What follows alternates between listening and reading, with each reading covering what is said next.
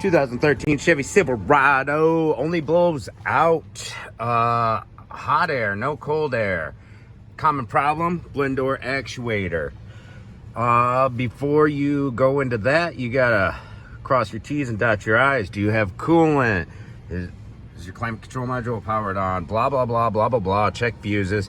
But everything works here on the climate control module, but when we turn it from hot to cold, I don't hear anything moving or clicking underneath of here. It's probably going to be our blend door actuator. Really easy to find this one. In stock at the store, that's what it looks like. To get to this, we just need to take some bolts out. We got a 7mm bolt here, here, there. Get this panel off. Let's go.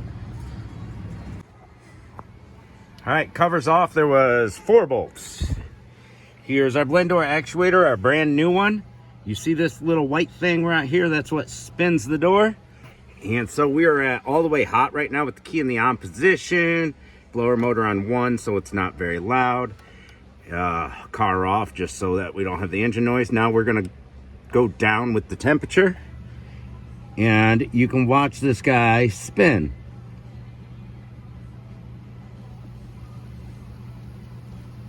There we go. She's turning.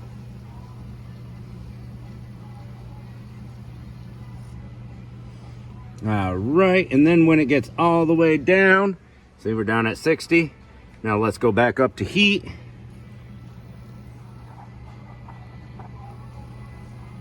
It's turning. All right, now with this harness plugged in to the blend door actuator here, you can see that middle piece right there. So you can see it over there.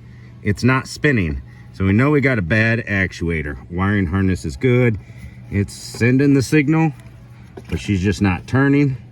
Let's take this off and make sure the door's not jammed up. If the door's not jammed up or anything, this is the problem, and it's almost always the problem. Let's figure out what size these are and get that off. This little palm ratchet, this finger ratchet, works great in these tight spaces, and they're super cheap. Old actuator's off. Part number's right there. How's that solder look?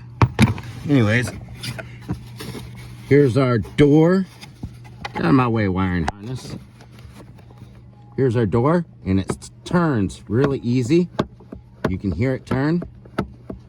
So it is good. It's not jammed up or anything.